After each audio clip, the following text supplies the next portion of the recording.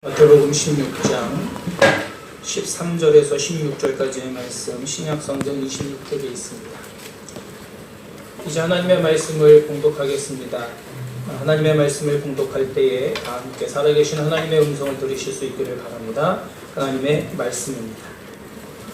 예수께서 빌립보 가이사랴 지방에 이르러 제자들에게 물어 이르시되 사람들이 인자를 누구라 하느냐? 이르되 더러는 세례 요한, 더러는 엘리야, 어떤 이는 예레미야나 선지자 중에 하나라 하나이다. 이르시되 너희는 나를 누구라 하느냐? 시몬 베드로가 대답하여 이르되 주는 그리스도시요 살아계신 하나님의 아들이시니이다. 이 시간 할렐루야 찬양대의 찬양이 있겠습니다. 귀한 찬양 하나님께서 기쁘게 받아주실 줄 믿습니다. 제가 함께 기도하겠습니다. 아버지 하나님, 참으로 감사합니다. 이제 하나님의 백성들이 머리를 숙이고 또 하나님의 말씀을 들으려고 합니다. 주 성령 하나님께서 함께 하시고 진리의 말씀을 깨닫게 하시며 이 말씀이 우리의 신비에 새겨져서 말씀대로 살아갈 수 있는, 응답할 수 있는 저희 모두가 되게 하옵소서. 부족한 종 아무 능력 없지만 성령 하나님 의지하고 주신 말씀 증거하고자 하오니 주님 마음과 생각과 입술을 다스려 주셔서 오직 하나님의 말씀이 하나님의 말씀 되게 하여 주옵소서. 예수님의 이름으로 기도하옵나이다. 아멘. 애플의 창업자인 스티븐 잡스가 죽기 전에 한 말이 SNS상에 떠돌고 있어서 또 화제가 되고 있어서 여러분들에게 좀 소개하려고 합니다. 그는 이렇게 고백했다라고 하죠. 나는 비즈니스 세상에서 성공의 끝을 보았다. 타인의 눈에 내 인생은 성공의 상징이다. 하지만 일터를 떠나면 내 삶의 즐거움은 많지 않았다. 결국 부는 내 삶의 일부가 되어버린 하나의 익숙한 사실일 뿐이었다. 지금 병들어 누워 과거의 삶을 회상하는 이 순간 나는 깨닫는다. 정말 자부심 가졌던 사회적 인정과 부는 결국 닥쳐올 죽음 앞에 희미해지고 의미가 없어져 간다는 사실을. 어둠 속에 나의 생명 연장장치에 녹색빛과 윙윙거리는 기계음을 보고 들으며 죽음의 신의 숨결이 다가오는 것을 느낄 수 있다. 이제 나는 깨달았다. 생을 유지할 적당한 물을 쌓았다면 그 이후 우리는 부와 무관한 것을 추구해야 한다는 사실을. 내 인생을 통해 얻은 부를 나는 가져갈 수 없다. 내가 가져갈 수 있는 것은 오직 사랑이 넘쳐나는 기억들 뿐이다. 그 기억들이야말로 자신을 따라다니고 자신과 함께하고 자신에게 지속할 힘과 빛을 주는 진정한 부이다 라고 고백했다고 합니다. 상상할 수 없는 자산을 모았던 스티븐 잡스, 죽음에 이르러서야 병상에 놓여져 있을 때 그가 비로소 이런 고백을 했다라고 하는 것은 조금 안타까운 마음이 듭니다. 그리고 오늘 살아가는 우리들에게 있어서 이 죽기 전에, 죽음의 순간이 다가오기 전에 붙들어야 할 것이, 우리가 추구해야 할 가치가 무엇인지를 다시 한번 생각하게 하는 스티븐 잡스의 고백이었다고 생각을 합니다. 여러분, 아무도 생각하지는 못하는 그때에 어느 순간 우리 앞에 죽음이 찾아올 수가 있습니다. 근데 그 죽음이 찾아올 때에 깨닫는다라면 물론 그때도 늦지 않는 것이기는 하겠지만 그러면 우리가 늘 죽음을 기억하고 언제든 찾아올 수 있다는 것을 생각하면서 삶을 정리하고 또한 그거에 합당한 삶을 살아가야 되는 줄로 믿습니다. 여러분, 그런 의미에서 오늘 우리 주님께서 말씀하신 이 마태복음 16장 13절에서 16절까지의 말씀은 굉장히 의미 있는 질문이 하나 있습니다. 여러분, 주님께서 이제 남은 생애를 바라보시면서 십자가에서 죽으실 날이 얼마 되지 않았기 때문에 무엇인가 정리해야 될 일들이 하나 있었습니다. 그리고 이 제자들에게 위대한 도전을 하게 됩니다. 이제 곧 예루살렘에 올라가게 되면 대제사장들, 장로들, 서기관들에게 많은 고난을 받게 될 것이고 그리고 십자가에서 죽게 될 것이고 약속하신 대로 3일 만에 살아나게 될 것입니다. 그럼에도 불구하고 이제 이 많은 사람들 앞에서 많은 사람들이 죽음을 앞에 두고 중요한 일을 정리하듯이 예수님께서도 이제는 남은 생을 정리할 시점에 왔을 때 제자들에게 제자들이 생각하는 주님이 어떤 분인지를 알고 싶으셨던 것이죠. 그래서 오늘 본문 말씀 13절에 보시면 예수님께서 가이사랴 빌립보 지방에 이르러라고 시작하면서 대화를 이끌어 가십니다. 여러분, 사실 왜 하필이면 주님께서 이 가이사랴 빌립보 지방에 이르러 이러한 일을 하셨을까라는 생각을 해보게 되는데, 오늘 성경 말씀에는 드러나지 않는 원문상 용어가 하나 있습니다. 이 그러나라고 시작하는 말씀입니다.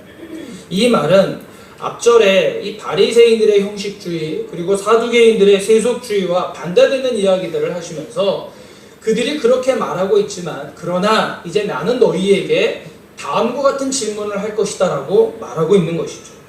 그리고 주님은 이 가이사랴 빌립보 지방에서 의미심장한 질문을 하나 던지십니다. 너희는 나를 누구라 하느냐 라고 물어보고 있습니다. 첫 번째 질문은 사람들이 인자를 누구라 하느냐 라고 질문을 하게 되죠. 그때에 제자들이 뭐라고 얘기하냐면 더러는 세례 요한, 더러는 엘리야, 또 어떤 사람은 예레미야나 선지자 중에 한 사람입니다 라고 이야기를 해요. 자, 그렇다면 사람들이 그렇게 나를 이야기하는 건 내가 다 듣고 있다. 그러나 너희들이 나와 함께 3년 동안 공생애를 같이 살면서 너희들이 보고 들었던 나는 누구냐? 라고 주님은 물어보시는 것입니다. 여러분, 그런데 이 많고 많은 지역이 있을 터인데 이 가이사랴 빌립보 지방에 이르러 제자들에게 너희는 나를 누구냐라고 물어보신 것은 상당한 의미를 하나 갖고 있습니다. 왜냐하면 이 가이사랴 빌립보 지방에 나타내는 상징적 의미가 하나 있습니다. 이 가이사랴 빌립보 지방은요, 이제 북부 쪽에 위치하고 있는데 갈릴리 호수로부터 한 40km 정도 떨어진 곳에 있습니다. 갈릴리 호수 북부로 쭉 올라가시면 헐몬산이 눈으로 보이는데 한 40km 정도 올라가면 이 가이사랴 빌립보 지방이 있고, 이 헐몬산 중턱에 대리석으로 지은 흰색 대리석으로 지은 그 당시에 가이사랴의 신전이 아주 버젓이 딱 놓여져 있습니다. 여러분 한번 생각해 보십시오. 이렇게 생각하시면 됩니다. 헐몬산은 만년설이 덮여져 있는 곳입니다. 여러분, 이 사시사철 꼭대기에는 눈이 있고 중간에는 푸르름이 계속 유지되고 있고 그 중간에 이 녹색 지대에 흰색 대리석 신전이 딱 지어져 있는 모습을 보는 순간 사람들은 그 웅장함에 머리를 숙일 수밖에 없는 곳입니다. 여러분, 이곳은 구약 시대에는 행운의 발, 다시 말하면 신전 제사가 드려졌던 곳이에요. 우리나라도 풍수지리를 많이 따라서 좋은 명당 자리를 찾는 것처럼 많은 사람들이 한꺼번에 우러러 볼 수 있는 그곳에 신전을 지어놓고 많은 사람들이 그곳에서 신전 제사를 드렸던 곳이었습니다. 뿐만 아니라 이 헤롯 대왕은 자신에게 이곳을 준 로마 황제 아우구스투스에게 대리석 신전을 또다시 짓게 되고, 분봉한 빌립은 티베리우스 황제의 통치 시대에 그 이름을 경의를 표시하기 위해서 그 지역 이름을 이 가이사랴 빌립보로 개명을 하게 됩니다. 따라서 이 가이사랴 빌립보 지방은 어떤 것을 상징하고 있냐면 가이사를 신격화하기 위한 이 신전이 세워져 있는 곳이었습니다. 다시 말하면 로마 황제 숭배를 하는 곳이었고, 살아있는 황제를 신격화시켜서 많은 사람들이 그 앞에 제사를 드리게 했던 곳이 바로 이 가이사랴 빌립보였다라고 하는 것이죠. 로마 황제는 명목상의 신이 아니라 신전에서 인간에게 경배를 받는 그러한 신이었다라고 하는 것입니다. 뿐만 아니라 로마의 절대적인 힘을 과시하기 위해서 웅장하고 아름다운 대리석 신전을 지어놓고 많은 사람들로 하여금 그곳에서 절하게 만들었던 것이 바로 이 가이사랴 빌립보라고 했던 것이죠. 그래서 누구든지 이 가이사랴 빌립보 지방에 이르러 그 신전을 보는 사람들은 로마의 권위, 힘, 그리고 신전을 생각하게 됩니다. 또 하나 기억해야 할 것은 이 가이사랴 빌립보가 신전과 힘의 상징이었다면 또 하나 있는데 그것은 바로 아름다움의 상징이었습니다. 로마 사람들이 추구하고 자랑했던 여러 가지가 있는데 그 중에 대표적인 것들이 힘과 지식과 아름다움이었습니다. 그래서 각 도시마다 시가지는 물론이고 집안 곳곳에 이 아름다운 몸매를 지닌 여인의 나신상과 우람한 근육을 갖고 있는 조각상들이 질비하게 늘어져 있습니다. 나중에 혹시 가실 일이 있으면 터키 에베소 지방에 가시면 로마 원형 경기장도 있고 로마 시대의 문화들이 그대로 있는데요. 거기 가시면 그 로마 시대의 산물들이 그대로 다 남아 있습니다. 여러분, 이 시가지마다 집집마다 이 여인의 나신상과 또 뿐만 아니라 남성들의 우람한 근육의 몸들을 다 전시해 놓고 그것들을 과시하고 있던 곳이 바로 이 가이사라 빌립보 지방이었다라고 하는 것이죠. 그렇다면 우리는 이 가이사라 빌립보 지방을 보면서 다음과 같은 상상을 충분히 할 수 있습니다. 헛된 신의 근원지이고 부와 힘의 상징이었고 육체적인 쾌락을 추구하는 그 집합체가 어디였냐면 가이사라 빌립보였습니다. 사람들은 누구나 이 신을 찾아가서 제사를 하게 됐고 더 많은 힘을 가지려고 권력을 찾아 움직이기 시작했고 그 권력과 힘의 부작용으로 나타나는 것이 육체적인 탐닉이었는데 육체적 쾌락이었는데 이곳의 집합체가 바로 이 가이사라 빌립보 지방이었다라고 하는 것이죠. 그 거대한 황제의 도시를 배경으로 집 한 채 없고 돈 한 푼 없는 가난한 갈릴리 목수여셨던 예수님께서 이 따라다니던 12 제자들에게 다음과 같이 질문을 하고 있는 것입니다. 너희는 나를 누구라고 하느냐? 여러분, 이 질문은 예수님이 누구신지에 관한 질문 그 이상의 것을 포함하고 있는 것입니다. 여러분, 우리가 살아가는 이 시대를 바라보면 이 가이사라 빌립보 지방과 같이 이런 시대를 살아가고 있음에 틀림이 없습니다. 여러분, 오늘날 이 세상은 힘에 의해서 움직이는 세상입니다. 더 많은 힘을 갖고 있는 나라가 덜 힘을 갖고 있는 나라에 있는 것들을 빼앗아 부를 축적하는 시대를 살아가고 있죠. 정보, 군사력, 지식, 자원, 수많은 것들을 동원해서 다른 나라를 짓밟고 그곳에서 군림하려고 하는 것이 힘의 원리입니다. 그래서 힘을 더 많이 가지려고 많은 사람들이 수단과 방법을 가리지 않고 있죠. 전쟁이든 살인이든 서슴지 않고 더 많이 가지려고 하는 것이 오늘날의 세상이다라고 하는 것을 알 수가 있습니다. 그뿐만 아니라 물질이 지배하는 세상을 살아가고 있습니다. 돈이면 안 되는 것 없고 돈 없으면 되는 것 없는 것이 이 세상의 논리라고 하는 것이죠. 돈을 벌기 위해 돈을 따라가다 결국은 돈에 지배받고 마는 세상입니다. 돈이 있으면 행복한 것 같고 돈 없으면 불행한 것 같은 모든 사람들의 가치관의 흐름이 오늘날 우리의 삶에 반영되고 있습니다. 재물과 하나님을 겸하여 섬길 수 없다라고 하는 우리 주님의 말씀과 반대되는 이 거대한 만몬주의 사상이 우리의 삶을 다 지배하고 있습니다. 여러분, 그래서 많은 사람들이 이 돈 때문에 좋아하기도 하고 돈 때문에 불행하다라고 이야기하는 사람들이 많이 있죠. 더불어 물질과 맞물려 인간의 육체의 아름다움을 추구하는 많은 사람들을 보게 됩니다. 육체적인 쾌락의 실증을 느끼고 죄책감을 느낀 인간은 또한 그들의 마음을 달래줄 새로운 신들을 또한 찾고 있습니다. 살아가는 세상이 힘들고 어려울수록 자신의 연약함과 부족함들을 채워줄 수 있는 신, 내 마음을 위로해 줄 수 있는 그 신들을 오늘 계속해서 많은 사람들이 찾아가고 있다라고 하는 것이죠. 좀 통계를 좀 보고 싶어서 확인해 봤는데 인도는 신의 나라라고 하지 않습니까? 한 12억 정도, 최근 통계로 보니까 12억의 인구가 있다라고 얘기를 하는데 그 중에 신이요 3억이랍니다. 3억. 여러분 인터넷에서 쳐보시면 나옵니다. 신이 3억이에요. 3억. 그러니까 다 신인 거죠.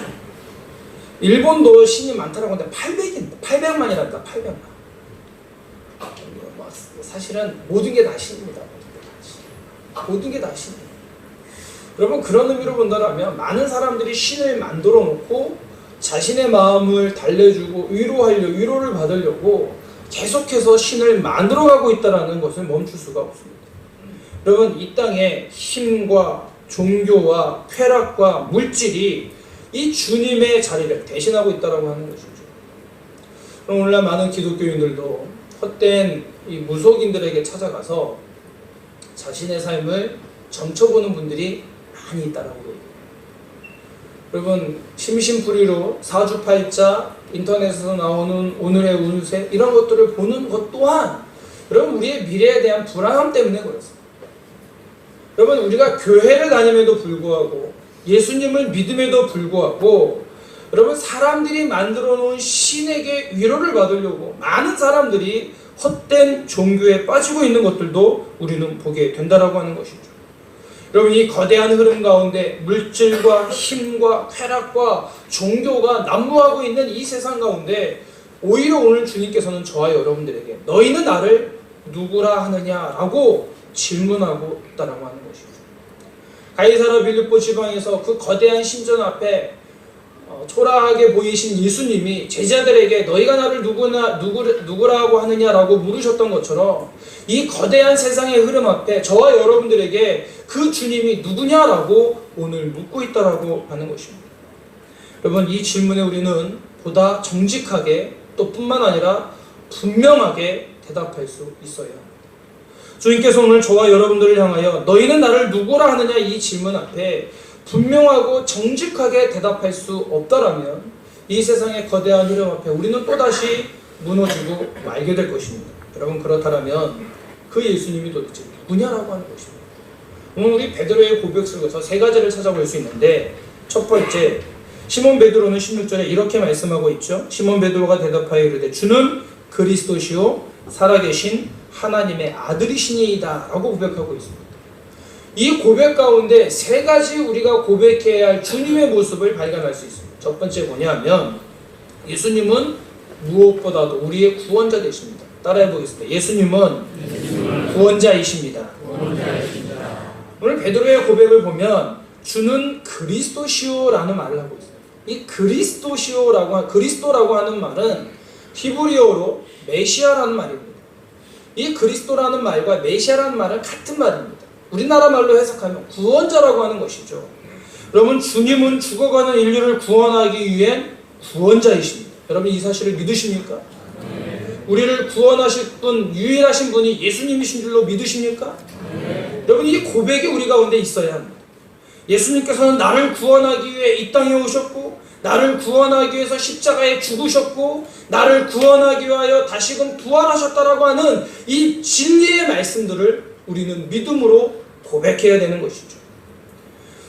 사실 인간은 원래 하나님과 동행하며 살도록 지음을 받았습니다. 우리는 하나님의 형상을 따라 지음을 받았고 하나님과 동행하며 영원하신 하나님과 함께 영원을 누리며 살아갈 수 있도록 지음받았던 존재들이었습니다.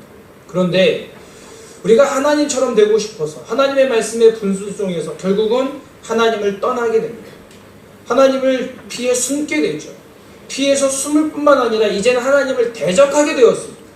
아니 하나님을 경배하고 하나님과 동행하며 살아가야 할 인간이 하나님처럼 되려고 하나님을 대적하는 그 자리에까지 있었다라고 하는 것이죠.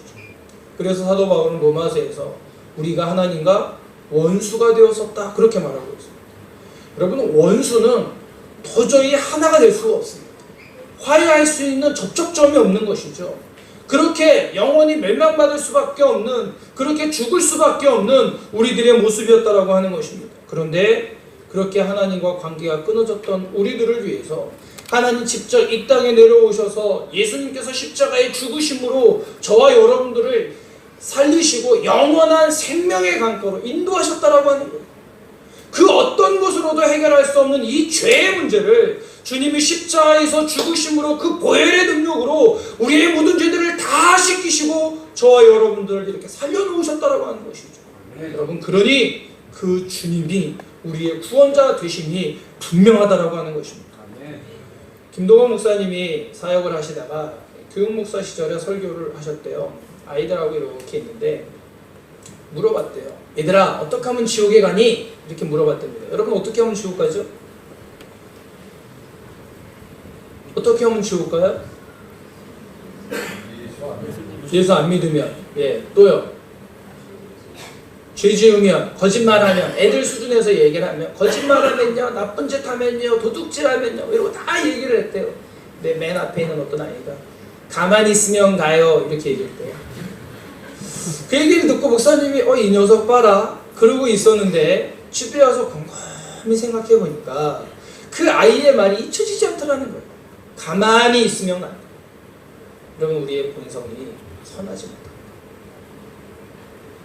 우리가 아무것도 안 하고 가만히 있어도 내 안에는 여전히 이 죄의 욕망들이 꿈틀거려서 사실은 가만히 있어도 우리가 지옥에 갈 수밖에 없는 우리들의 모습이라는 거예요.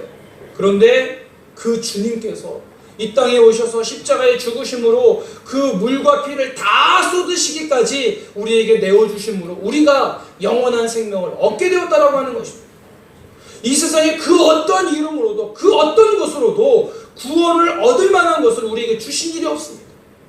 여러분, 그런 의미에서 우리 예수님은 우리에게 분명한 구원자 되심을 믿으시기 바랍니다. 네. 역사상 선한 도덕 선생님들은 참으로 많이 있었죠. 지금도 있습니다. 그러나 우리의 죄와 죽음의 문제를 해결할 수 있는 그 어떤 존재도 이 세상은 존재하지 않습니다. 이 땅에 수많은 종교가 있고 수많은 헛된 신을 섬기는 무속신앙들이 있습니다. 어떠한 신도 어떠한 무속인도 우리의 생명을 살리지 못한다라고 하는 거예요. 그 어떤 것도 우리를 구원시키지 못한다라고 하는 것이죠. 그런 의미에서 보면 우리의 생명을 살려주신 우리의 구원자 되신 그 예수님이 우리의 구원자 되신다라고 매일 고백하며 살아가는 저와 여러분 되실 수 있기를 주의 이름으로 축원합니다. 두 번째로 예수님은 우리의 주님이십니다. 한번 따라해볼까요? 예수님은 우리의 주님이십니다. 베드로가 고백할 때 주는 이라는 말을 씁니다. 이 주는 퀴리오라고 하는 말인데 우리의 주인 되신다라고 할 때 쓰는 주인입니다. 사도 바울도 고린도후서 4장 5절에 이렇게 고백하는데 우리가 우리를 전하는 것이 아니라 오직 그리스도 예수의 주 되신 것과 또 예수를 위하여 우리가 너희의 종된 것을 전파함이라 이렇게 말씀하고 있어요. 예수님은 어떤 분이냐? 우리의 주님 되십니다. 주인 되시는 거예요. 우리가 믿음 생활하면서 언어적 정의가 좀 필요한데 우리가 이제 이렇게 말하잖아요. 하나님, 예수님, 성령님 이렇게 말을 합니다. 그런데 성부 하나님을 가리켜 하나님이라고 말합니다. 성자 하나님을 가리켜 예수님이라고 말하죠. 성령 하나님을 가리켜 성령님이라고 말해요. 근데 우리가 예수님을 부를 때 구주라고도 부르고 주님이라는 말로도 부릅니다. 여러분, 구주라고 하는 말은 우리의 생명을 구원해 주신 분이다 라는 말로 쓰이지만 주님이라고 부를 때는 우리의 삶에 우리의 인생의 주인 되십니다 라고 하는 의미로 부르는 거예요. 그래서 여러분들이 주여 주님이라고 부를 때 주님, 예수님은 내 인생의 주인이시죠. 나는 종입니다 라고 하는 의미로 부르시는 겁니다.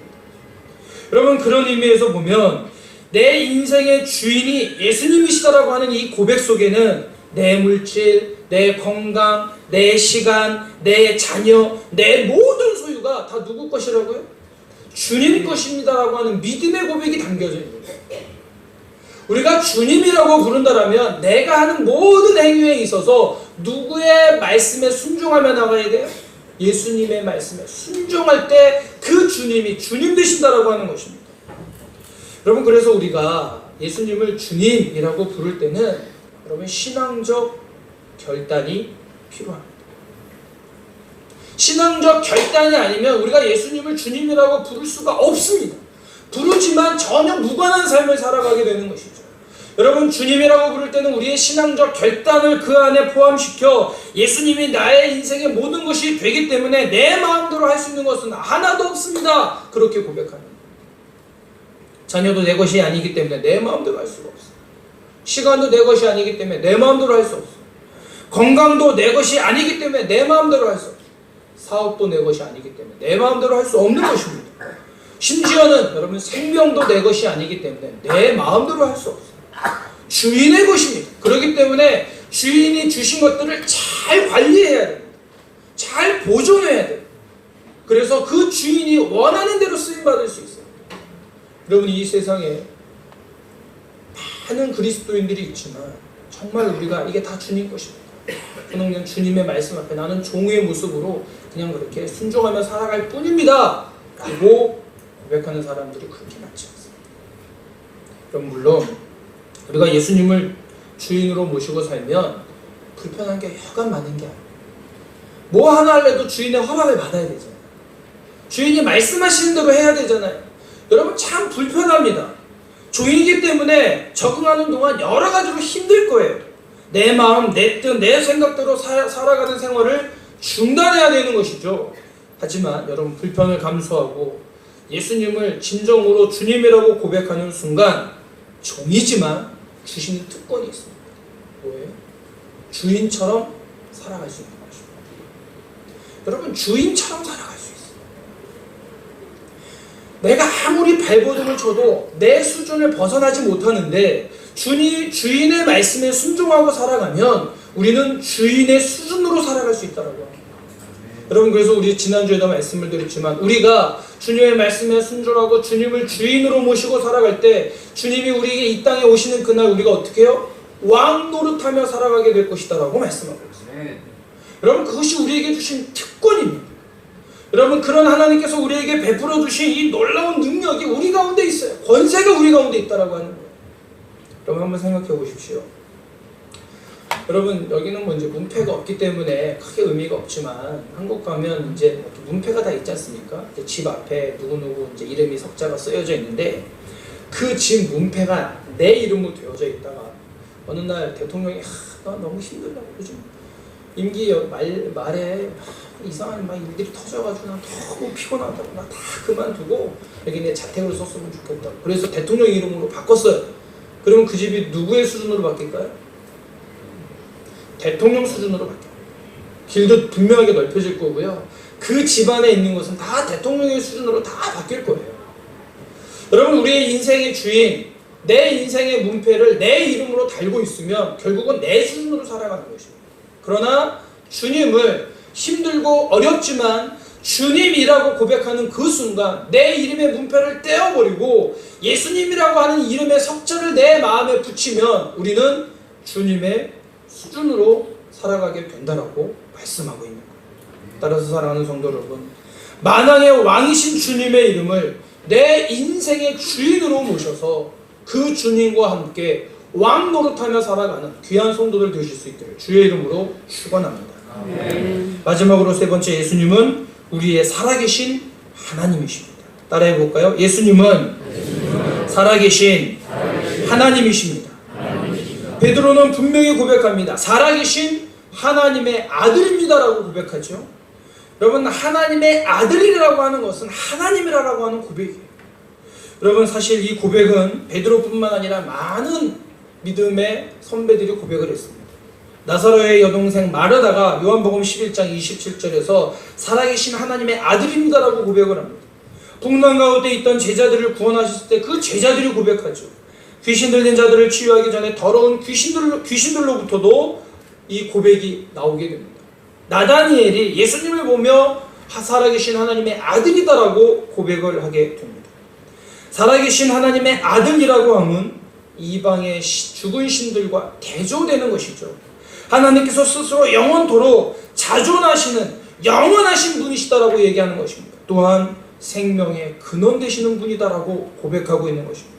더 나아가 과거, 지금, 현재에도 여전히 살아 역사하시는 분이다. 그렇게 말씀하고 있습니다. 여러분 이 말을 한마디로 이야기하면 임마누엘이라고 이야기했어요. 우리와 함께 하시는 하나님이에요. 오늘만 함께 하는 것이 아니라 과거에도 함께 하셨어요.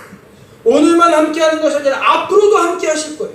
그 임마누엘 되신 하나님이 저와 여러분들 가운데 함께 하시다라고 고백하고 있는 것이죠. 우리와 함께 하시기 위해서 성육신하셔서 이 땅에 오신 분이 바로 누구냐? 예수님이다라고 말하고 있습니다. 여러분 그것은 정말 놀라운 감격이죠. 예수님은 참 하나님이 되셔서 십자가에 죽으시고 부활하시고 우리와 언제나 동행해 주실 것이다라고 약속하고 있습니다. 죽음이라고 하는 절망을 맞닥뜨리게 되지만 그래서 슬픔으로 지새워야 할 날들이 있지만 인간의 이성으로는 도저히 이해할 수 없는 부활의 주님이 되셔서 우리에게 절망을 뛰어넘어 새로운 소망을 붙잡고 살아갈 수 있도록 만들어주셨다. 그렇게 말씀하고 있어요. 그 부활의 예수님은 오늘도 저와 여러분들과 함께 하신 줄로 믿습니다. 마태복음 28장 20절에서 약속하시죠. 볼지어다 내가 세상 끝날까지 너희와 항상 함께 있으리라. 여러분 주님의 약속입니다. 여러분 다윗은 시편 139편에서 이렇게 이야기하고 있어요. 나를 샅샅이 보살피시고 나를 훤히 알고 계십니다. 내가 앉아있거나 서있거나 주께서는 다 아십니다. 멀리서도 내 생각을 다 알고 계십니다. 내가 가는 길을 가거나 누워있거나 주께서는 다 살피고 계십니다. 내 모든 행실을 다 알고 계십니다. 내가 혀를 놀려 아무 말 하지 않아도 주께서는 내가 그 혀로 무슨 말을 할지를 미리 다 알고 계십니다. 주께서 앞뒤를 둘러싸 막아주시고 내게 주의 손을 얹어주십니다. 여러분, 그분이 바로 누구냐? 우리 주님이시다는 거예요. 살아서 역사하실 뿐만 아니라 우리와 함께 하시고 우리의 필요를 따라 채워주시고, 그래서 그 필요에 따라 채워주신 은혜를 가지고 누리며 살아갈 수 있도록 오늘 우리와 함께 하시는 분이 바로 예수님이시다, 그렇게 말씀하고 있습니다.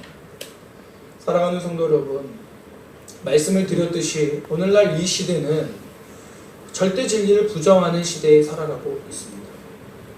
더 많이 인간의 생각이 우리의 삶을 지배하고 있고, 또 세상의 논리로 따져서 성공하라고, 더 많은 것을 가지라고, 그래야 편안하게 살 수 있다라고, 그래야 행복하다라고 부추기고 있는 이 시대입니다. 여러분, 이 시대 가운데 주님 오늘 저와 여러분에게 말씀하시죠. 너희는 나를 누구라? 너희는 나를 누구라 하느냐? 그것은 예수님께 대한 신앙적 결단과 신앙적 고백에서만 가능한 대답입니다.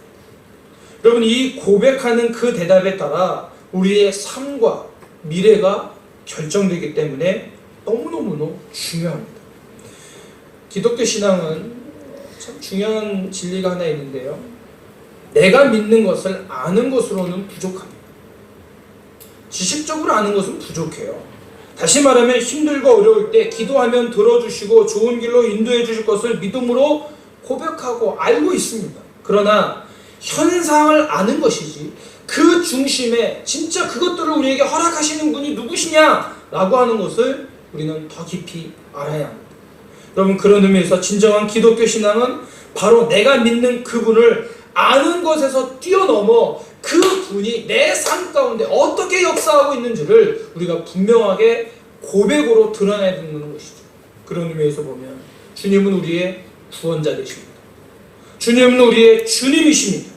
주님은 우리의 살아계신 하나님이십니다.